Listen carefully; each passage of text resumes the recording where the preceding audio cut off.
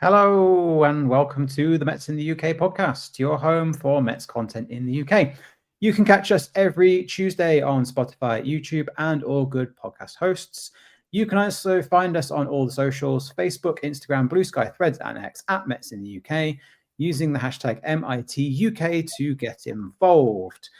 This week, back off the IL, joined by Tracey. Still got a bit of roster manipulation going on. Joe is on holidays. And as always, our night owl, Toria, is with us. Evening, ladies. How are we doing? Good, thanks. Stop it. You sound so sure. Trace, No, I just know where he was going about last night. That was all. Yeah. Anyway, but I'm good. Good. How are you, Tom? I'm good. How are you, Tracey? I'm all good. All the better for seeing your beautiful faces. Yes, and we're happy to have you back this Oh, week. thanks. Yeah, we missed you. Oh, cute. Yeah. Professional as always, we'll carry on. Speaking of the last week, it's been a busy one for the Mets. 6 games over the last week. The Mets finishing off their Diamondback series, taking the series 2-1. Huge win on the Wednesday evening. Soto with home runs. Yay, good for him. The Mets then beat the Cubs 2-1 in their home series. Lindor, Soto, Beatty, McNeil, Vientos, Nimmo, home runs galore in that one.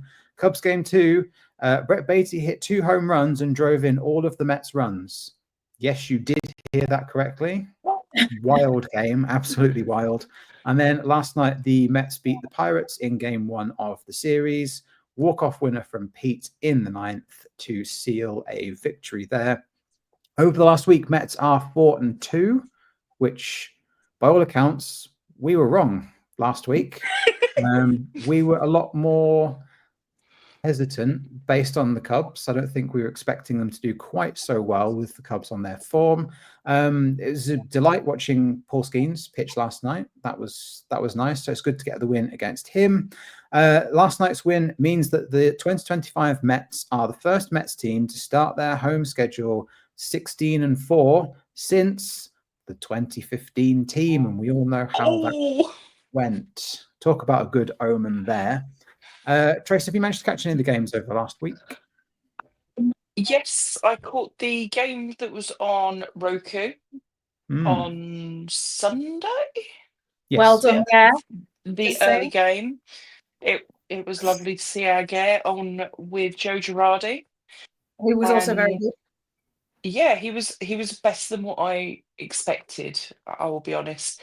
But it was lovely to have the SMY touches because of Mr. Damasico, who was running the show and doing a fabulous job as ever. But yeah, it was a great game. Really enjoyed it. And obviously I know the score from last night, but I just need to catch up on the actual viewing of it, which I'll do after the recording. Yeah, by all accounts, last night's game was a real pitcher's duel. David Peterson versus Paul Skeens, and certainly for the first 6 innings, it was really close. Lots of good action in that one. Well worth a watch if you are into your pitching like me. We made a joke at the start because Toria faithfully promised she was going to have an early night. Work is busy at the moment. And she faithfully said, I'm going to go to bed early. I might miss the game. I just don't think it's going to happen. Lo and behold, 10 past midnight, she's up watching the game, as is always the case. She is our night owl. So how have the games been this week, Tor? Yeah, they've been great. For the record, I did actually go to sleep for a little bit. And at about 5 to 12, my body just went, hang on, you've got baseball. So, what can I do? But I did have every intention of just sleeping through. But yeah, the games have been, it's been a real mix this week. The first thing I need to say is that I was very grateful that on Wednesday, for anyone who saw on Twitter, X, whatever, I was multitasking on Wednesday. I was at a gig at the Royal Albert Hall with my brother. And for anyone who's ever been to the Royal Albert Hall, it's not generally the kind of place you would sit with your phone out. But there was also Champions League football going on. So there were other people with their phones following the football. So I'm going to follow baseball. But thankfully, the guys waited. It was like they just knew. And it all kicked off really as the gig was ending and as we were leaving. So, you know, people walking through South Kensington to the tube got to hear how great we were, and people stood outside Paddington Station got to hear how great we were, and then people on the train got to hear how. I mean, I frequently share our Mets with people on trains. It's just whether they like it or not. Yeah, absolutely. If you're on a train at that time of night, then you know you've got to expect some randomness. Tuesday was another great pitching performance. Unfortunately, it was Zach Gallen who was doing the great pitching. You know, there was very little that we could have done against him. He was great, and there was some really good defensive play all round. And we had Nimmo gave us that worry with his knee.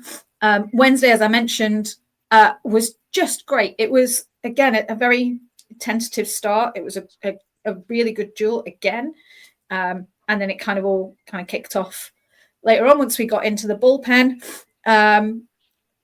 Thursday we had a night off. Friday, we talked about. We were all a little bit anxious about the Cubs series, and I think, and Trace, you and I spoke about this a little bit earlier. Friday particularly showed that good pitching outweighs good hitting. But then when you've also got good hitting against poor pitching, so our pitching was great. Our hitting was also very good, but their pitching was not very good. So that's why that ended up so lopsided. Whereas actually on Saturday, they had their debutant come up, Horton, and he was good. And it just shows, again, you know, people write off, you know, debutants and stuff. We haven't got the data. We don't know what we're facing. So it makes it more difficult automatically when we're facing these guys. And then, you know, McGill struggled. And Sunday, I've only got 2 words for Sunday. Griffin Canning. That's all I'm going to say. Again, I'm sorry. And last night was, like you said, Tom, well worth watching, whether you intended to or not. It was great. That if you only have time to watch a little bit of it, go watch the 7th, because the way that the runs were manufactured in the 7th were great. Or watch from the 7th onwards. I mean, the walk-off is you know, also fun. But Taylor got hit by pitch, got on base, but then hustled to steal a base. Acuna absolutely bolted it to get on base, and then bolted it to home plate. It was a really good example of hustling, grinding out a result. And although, you know, it ended up being a walk-off, it was so tight. It worked. It could have easily gone either way, but it was just because the boys kept hustling. Overall, we mentioned Beatty in the beginning. He's had a solid week. Like, he's really stepped up. Acuna and Taylor, again, particularly last night, but throughout the week, have been doing wonderful things. And Torrens has been solid as well, as we've come to expect from him. He seems okay after his unfortunate mishap. Yeah. So yeah, it's been it's been a really interesting week with how things have gone. We've shown all aspects of the game. We've shown some great pitching. We've shown some great hitting, as you mentioned, all those home runs being hit, and we've shown some great defense and some great hustling. So it's just we've had a bit of everything, and we've beaten good teams. Yes. Yeah, I think that's the key takeaway there. There was a few sort of snide comments, shall we say, about how the Mets only beat easy teams, and having beaten the Cubs very clearly proves that that is not the case. I think I agree with everything you said. You know, it's been one of those weeks where we've seen a lot of players step up and do their bit. And, you know, some fans, I've seen it on Twitter, some fans have been critical of Nimmo and his bat this year. Defensively, he still offers quite a lot to the team as well. You know, we saw a great catch in the game last night. You can't expect these guys to come out and be, you know, prime Barry Bonds in every single game. It's just not how baseball works. And I think people need a little bit of a touching grass reality check that, you know, they're human, they're doing their best. They're all doing like their own little bit here and there, and it's transient, like we talked about in last week's show. It's the roller coaster of the season, and I think what's been particularly nice to see this year on the follow-on from last year is that sort of never say die spirit hasn't gone away from the team. They're still all together doing their bit for each other, and it seems a long way from a couple of years ago when we had those two quote superstar pitchers, that it was all about them rather than the team. And it seems like we're completely in a different place now compared to back then. I mean, even on with the loss on Saturday, it looked like we might have come back. Like we didn't look out of it. You know me, to the last out, I was like proper. I was all in, thinking that we were going to do it. But you can do that with this team. You believe that they can come back in any situation. It makes it a lot of fun because you can never quite write them off. Yeah, exactly. Trace, any more thoughts before we move on to the news? Yeah, positivity abounds with our team. You can really see the love that the guys have got for each other. And I know that there's like who's going to stay up? Is it going to be Beatty? Is it going to be Vientos? Is it going to be Acuna? But you can see them all cheering for each other. They have done all season, and they're all celebrating the team rather than the individual approach. And that's continued from last year, and it's fantastic to see. Yeah, absolutely. And long may it continue. So over the last week, not much has happened in the way of Mets news. It's been quite a quiet week, which we will, of course, take. Like Toria mentioned, there is no mention of an update. It's going to happen after the show. I know it is, because this usually happens every week. I press end recording and Mendoza does his press conference and we get breaking news. But at the moment, at the time of recording, still an update on Terens, who took that foul tip to the gentleman's region, shall we say, quite understandably was down for about 4 or 5 minutes and did not move, understandably. But there's been an update there, so we assume from that all is fine. Mrs. Terens probably not as happy, but I'm sure all is well in that sense. So over the last week, the Mets have made a signing. They've signed left-hand pitcher Colin Poche, I don't know how Poche, to a AAA deal. This is just a bit more depth following the loss of the likes of AJ Minter to long-term injuries. Speaking of AJ Minter, he's torn the lat muscle off the bone, which that does not sound pleasant in the slightest. He is looking at a 10 to 12-month rehab process after his surgery is completed. Hopes to have a somewhat normal spring training next season, according to him. I feel like that might be a bit optimistic if he has torn his lat off the bone, but we shall see. Stranger things have happened. Whilst we're on the theme of pitching, Mets prospect Nolan McLean, who's 23, has absolutely dominated AA level. He's got a 1.37 ERA off his first 5 starts, doing so well. The Mets have promoted him to AAA.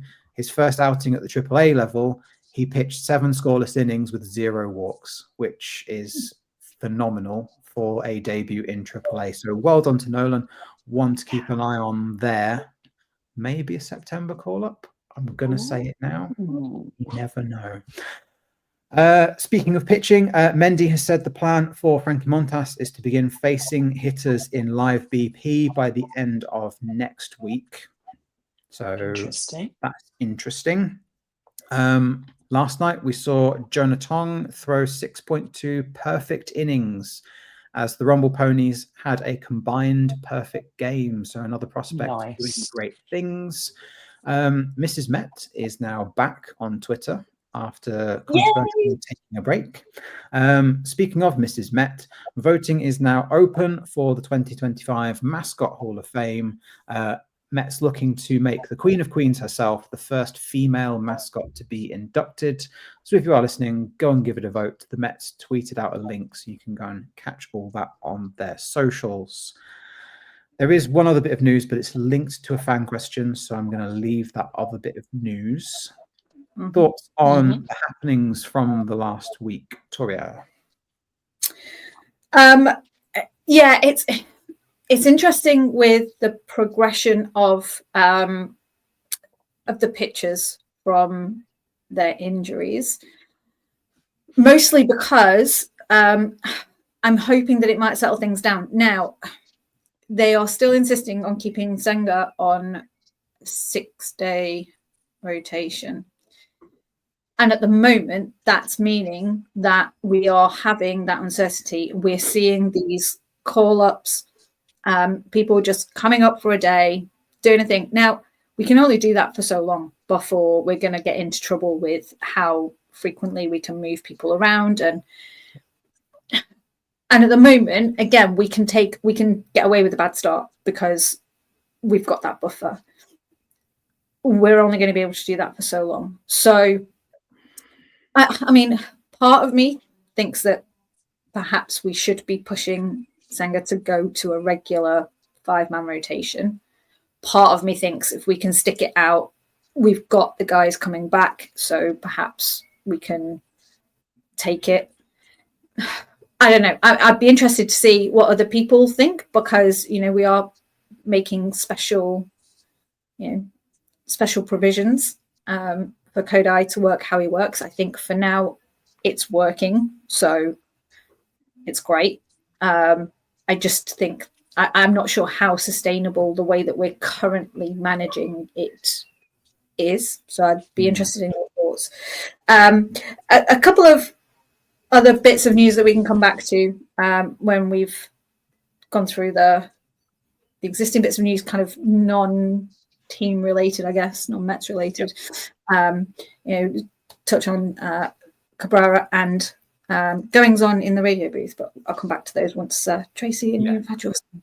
Yeah, sure. I mean, the thing to mention off the back of what you were saying there about the bullpen, I saw the other day Jose Butto is out of options, so we can't send him down, for example. So the Mets are starting to get to that point where, if you're wanting to send someone down to give them a rest or because things aren't working out, you're running the risk of DFAing players and them being then taken by other teams. So not good. Got to be a bit sensible about it. But I think you're quite right in what you've said there, Tor. I think, prioritizing Senga and his well-being, especially with his 1-point-something ERA that he's got at the moment, he's doing the business for us. And if that means we've got to have a sixth start where it's a bullpen game, I'm okay with that because I think as you go deeper into the season, those Senga starts are going to pay dividends.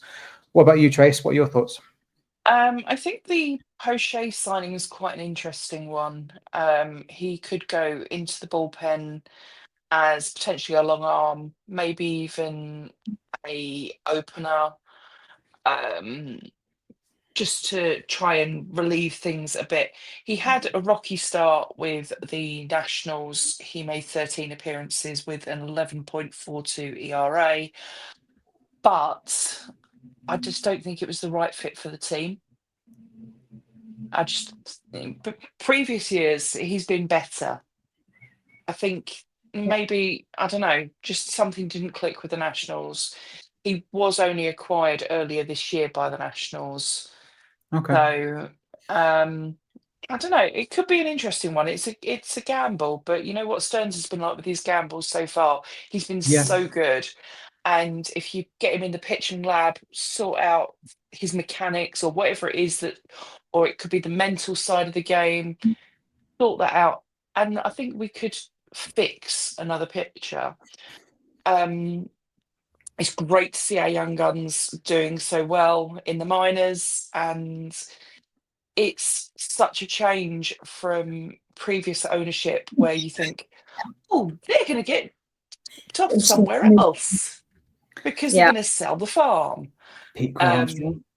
yeah, he wasn't a happy little boy this week, was he? um, but I think it's really good that we're getting this news from the big boy team. It's the Mets that are retweeting all this and stuff like that, and that they're sort of building up the expectation that these guys are going to be with the org for as long as they can be, and that they will be starters or relievers or whatever at some point soon. Yeah. And it just fills me with a bit of hope for the future as well as for today. Absolutely. Yeah. In the pitching lab, we trust. So, as is often the case, we put out a tweet asking for some thoughts on like all things Mets, any questions, as we always do. Shout out to all our regular listeners and commenters. We know who you are. We appreciate you all, every single one of you. First question from Rob this week. This one is the news item I said I was going to come back to. So Bob Nightingale earlier in the week reported that the Mets have checked in on White Sox center fielder Luis Robert Jr., center fielder. So obviously the Mets are thinking there about the loss of Winker and Siri. Hey Siri, just setting off anyone's phone. Yeah, so they've checked in on him and his availability. Arguably one of the only good players left at the White Sox.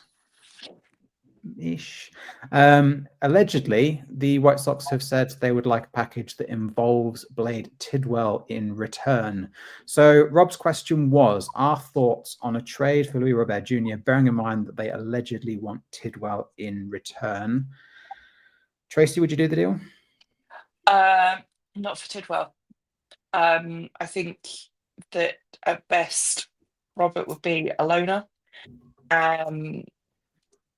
He did pretty well a couple of years ago after he made his debut for the White Sox, but things have been a bit shaky since. I don't know. I'm a bit on the fence about it, I think. Okay. Tor? No. Any reasons, or just don't flat mince out your no? words. A few reasons. One, he's only played not even full season. He's not an everyday guy, and he's only gotten close to full seasons a couple of times, which I'm not so bothered about because I want my tie in centre field, and I don't see what he gives more than title. For now, I would like to see Jose S back.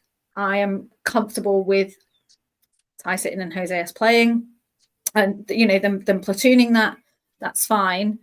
At the moment, Askar's doing okay as well. I wouldn't mind him. Definitely not for Tidwell. And if we were to get him, I would rather it be 80% or 90% Ty out there and 10% him. So if you're going for a 10% guy, why give up one of your best prospects? So no. Yeah, it's a bit of a funny one because I think, like we've all said, Tidwell in return for him, bearing in mind that he's out of contract at the end of the year, it's a rental and it's a position that we're not really desperate in. I know we've got the injuries, but like you said, Azakar's doing okay, Taylor's doing good. At a push, you could put Jeff there, or you could put Nimmo there and Jeff in left field. Acuna has played centre field on a couple of occasions in the minors. If you got really desperate, you could do that. I wouldn't go as far as putting someone like Marte in centre field because his legs are just gone.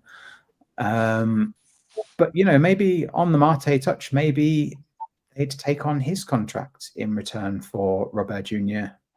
I don't know whether there's any legs in that. I know that might be an unpopular decision with parts of the Mets fan base trading away Marte, but I wouldn't do the deal for Tidwell.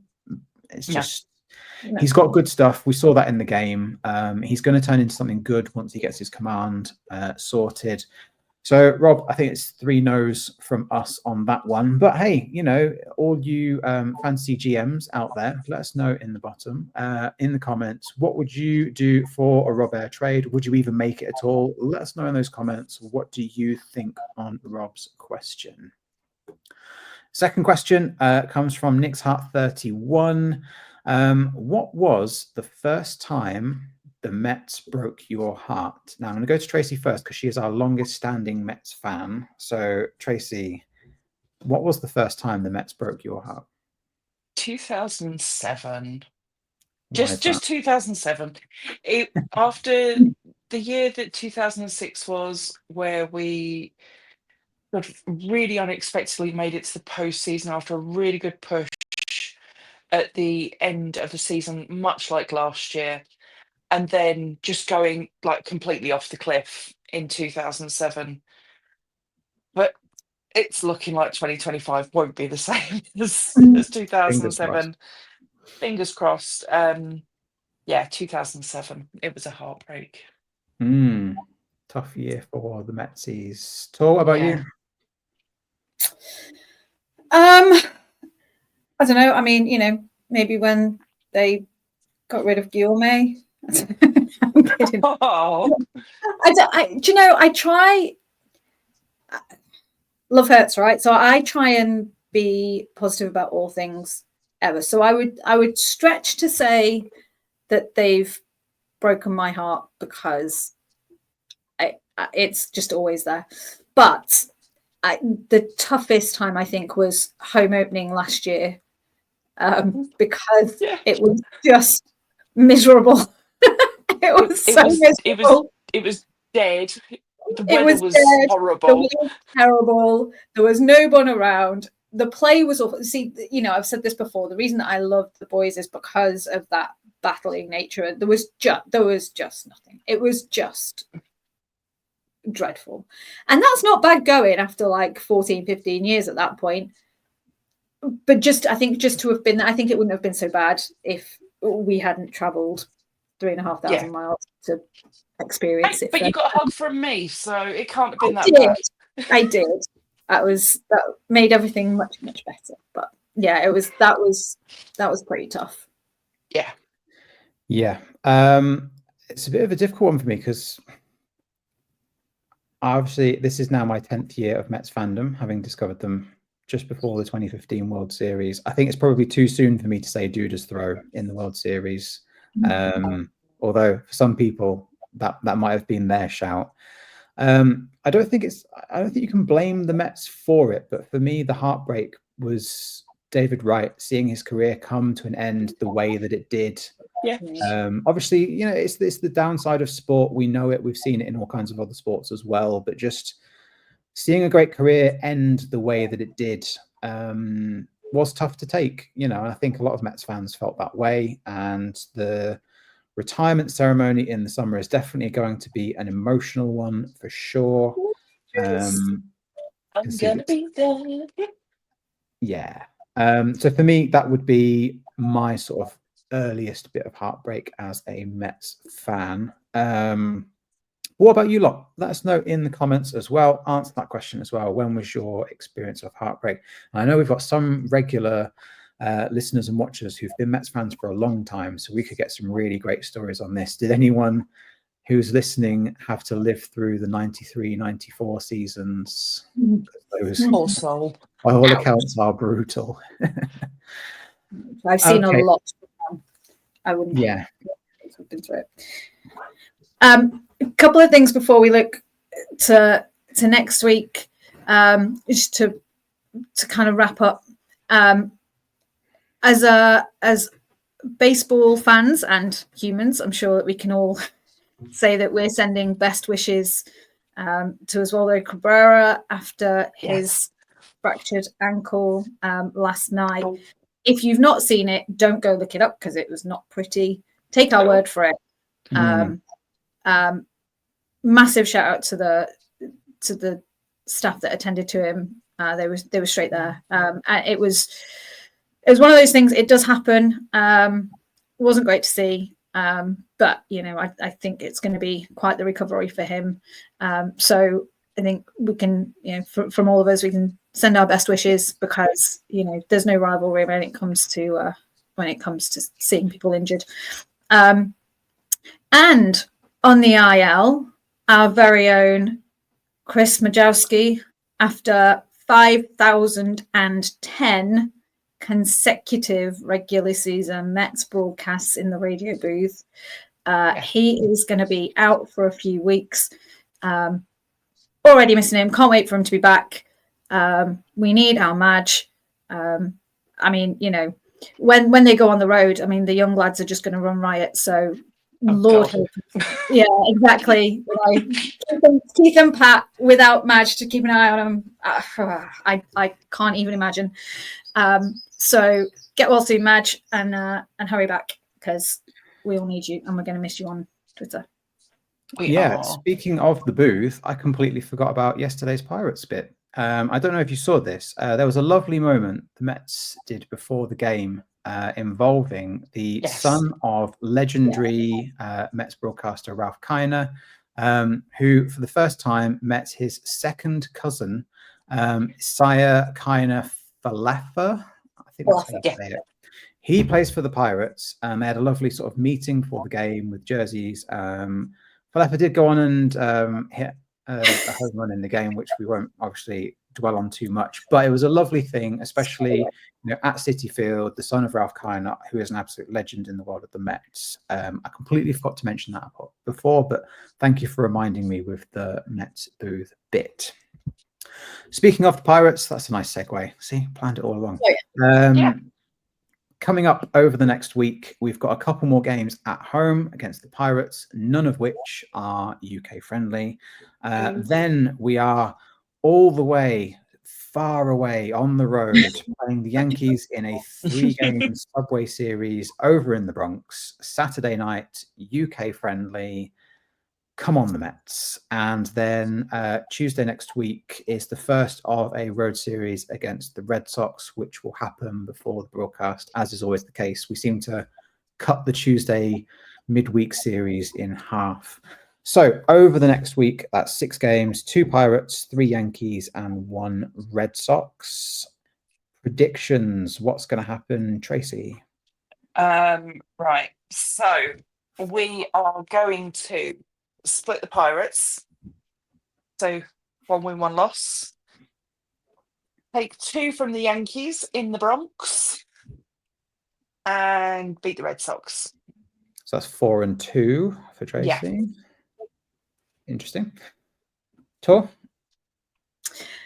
I'm also going 4-2, but a different way. I think I'm going 4-2. Is my maths right? We're going to sweep Pirates. Okay. We're getting this week. We have faced their best pitcher and come through. Hopefully, we can get at them in the next 2 games. So we're going to sweep Pirates. Then we're going to have a nice rest on Thursday, and then we don't have to travel anywhere. We are going to take 2 of 3 against the Yankees. And I'm really hoping I have my best boyfriend, Yankees fan, coming to watch with me on Saturday night. I think another Mets fan's going to come and join us as well, so he'll be outnumbered. So I really hope that we win Saturday night, because if not, it's going to be a long night. So hopefully, please win on Saturday. I don't even care if, anyway.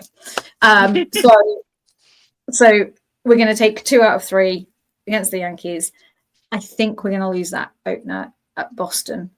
Boston can't read them at the minute, which is why I think that they'll take that. They're going to want to make a point. Okay, so still 4-2, but just a slightly different way of doing it. I'm going to be the voice of caution. I agree with Trace. I think we're going to split this Pirates home run. So 1 apiece there. I think we will take 2 against the Yankees. So 2-1 there. And then I think as well, like Tosa, I wouldn't be surprised if we lost that first game against the Red Sox. So I'm going to go 3-3 over the next week, but I don't think it's going to be through a lack of trying. I think it's just who we're playing and when. It's the inevitability of it all. It wouldn't surprise me. Obviously, I'd love it to be 4-2. I'd love it to be 5-1. I'd love them to sweep the Yankees. That would be fantastic. But try and rein it in a little bit. We're not going to be facing... Sorry, go ahead. Go on. I was just saying we're not going to be facing Max Fried either No. against the Yankees. And I hope Soto gets a home run in the Bronx for the correct team. Yes. Oh, it's just, I mean, guys, like, it's like they feel like he was their franchise player. He was there. Like, really, guys, get over it. Come on. I mean, if you were talking about a relationship, it's like 3 dates. Like, dudes, get over it. Seriously, like. Anyway, whatever. Yeah. Oh no, absolutely. Like, I would love to see it though. Just this disappointment on the Yankees fans' faces. I just think the way that they're treating the whole thing is like, he was drafted by them and they were married and he's 3 divorced kids and he's divorced and come to us. No, guys, you were lucky if you got to first base. Come on, like, get over it. Ugh. It just winds me up. Sorry. I'm not sorry. Okay. No, you're not. I'm not. It is what it is. I think it's ridiculous. No, absolutely. I think I'd quite like to see him hit a home run in the Bronx, and then like Rhys Hoskins did against the Mets all those years ago. When he took like 5 years to round the bases, and he really took his time with it. Yeah. I'd love Soto to do that. Literally just really go Bartolo speed round the bases, having hit a home run, and just like with the bat flip. Oh yeah. Like a Bautista style everything. Yeah. Go the whole 9 yards. Just go all in. They're gonna be after him though. They'll be looking for a bit of chin music, I think. But when he hits the home run, I want him to completely showboat it. Bat flips, sort of stroll around. Yep. Give it a bit of come on, bring it on. Yeah. Yeah. Definitely. Let's see if that happens. So leave a note in the comments, answer our questions. Don't forget to like, share, subscribe, all that good stuff. If you've enjoyed, I nearly made it through a whole show without mistake. If you've enjoyed today's show, don't forget all that good stuff so we can bring this content to more people across the UK, Europe, and beyond. Thank you again to Tracey and Toria for joining. Hopefully we'll have Joe back next week to fill our Mets bullpen. She'll be back from holidays. She'll be fine. Yeah. And all that leaves us to say is, let's go Mets. Let's go Mets.